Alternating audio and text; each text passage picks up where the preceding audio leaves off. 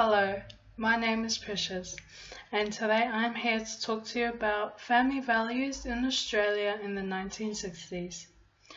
The ideal living of Australian families had a huge influx of culture from other countries, shaping the way Australians should live. I will be outlining three major aspects: the Vietnam War, the 1967 referendum, and women's rights, and relate those to family values. In Australia, home life was very family oriented. The father had to work while the mother held all home responsibilities like cooking, cleaning, looking after the children, you name it. Karen Lawrence was one of many women who shared a contrasted perspective of the 1960 family life. 1960s, government films presented an idealised view of family life.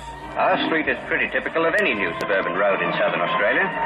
White Australia was a country where parents could raise healthy, well-behaved children in quiet suburbia. The vast majority of married women were stay-at-home housewives. On average, they bore 3.5 children, and there was full employment for their husbands. It was a bountiful picture. The streets were clean, and it was safe enough to leave your children unattended when you went shopping. The reality, of course, was a lot different. My mother started having children when she was 16. By the time she was 29, she'd had 8 children. And my father was fairly alcoholic and had really bad temper.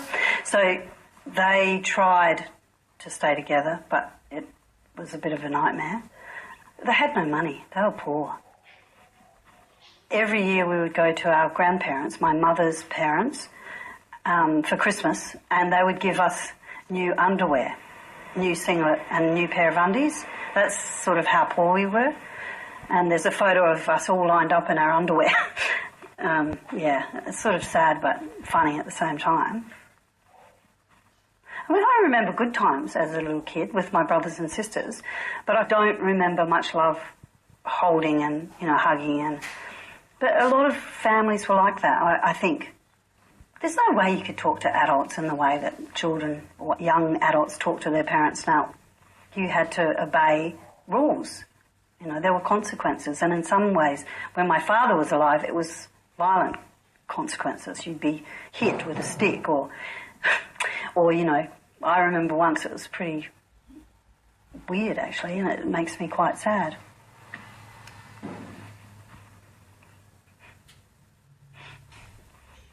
My father was not good at being kind if you did something wrong. And I remember one time he picked me upside down and was hitting me with a bread knife, and that was very disturbing.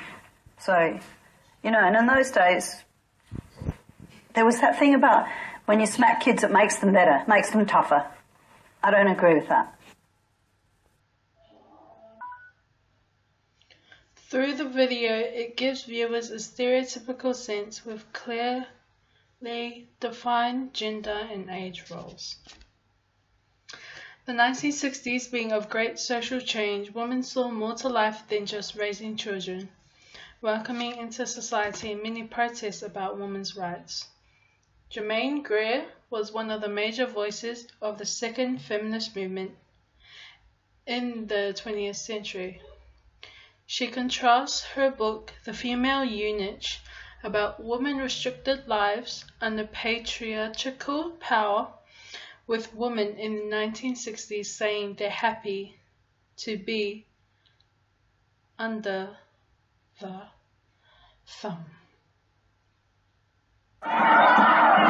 Women's liberation emerged as a powerful international movement in the late 60s. Australian women were at the forefront of demanding changes to their public and private lives. When Germaine Greer's book, The Female Eunuch, renounced the idea that women could only find fulfilment through child-rearing, it struck a chord. Well, I think what men mistake for happiness was in fact resignation and patience. And now women are beginning to feel that patience is not the answer. There was this absolutely wonderful exhilaration about breaking all the rules. It was like a great carnival. That was just immensely exciting, and so too was the sense of being part of redressing those wrongs, of changing, engaging in real social, sexual change that would make the world into a different place. That was the whole question of vision. From 1968 on, women fought for and achieved access to abortion. They demanded equal rights in both work and domestic relationships, and financial support for single mothers. They were the days when slogans like, you know, if men got pregnant, abortion would be a sacrament were coined. And also, you know, we can put men on the moon, but we can't invent a safe, reliable contraceptive, cheap contraceptive. So those issues were crucial. But not everyone agreed with the women's libers. I'd rather be under the thumb. No, I think I'm perfectly satisfied with us as we are. I'm old-fashioned and he's old-fashioned, but we just believe in the same things, like I believe a woman's place is in the home. In the 1970s, women had great achievement. Unpaid maternity for 52 weeks. Fist bump. While women were free in the 1960s, the devastating year of 1967 was a terrible year of racial discrimination for many Aboriginal and Torres Strait Islanders. However, it was also a successful year as Australians stood together to change the Australian Constitution for the better.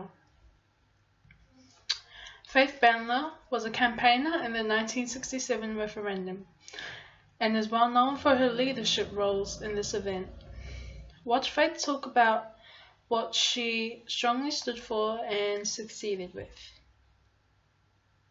What government to do is perhaps hold a referendum. The Aboriginal people lived under 6 different laws. Each state had its own law. We needed the state laws to be abolished for this reason, that they created such tremendous confusion. You could be a relatively free person walking around Victoria, and you come to New South Wales and you find you've got to go up to Bridge Street in Sydney to get permission if you can go and see your uncle or aunt, if you please.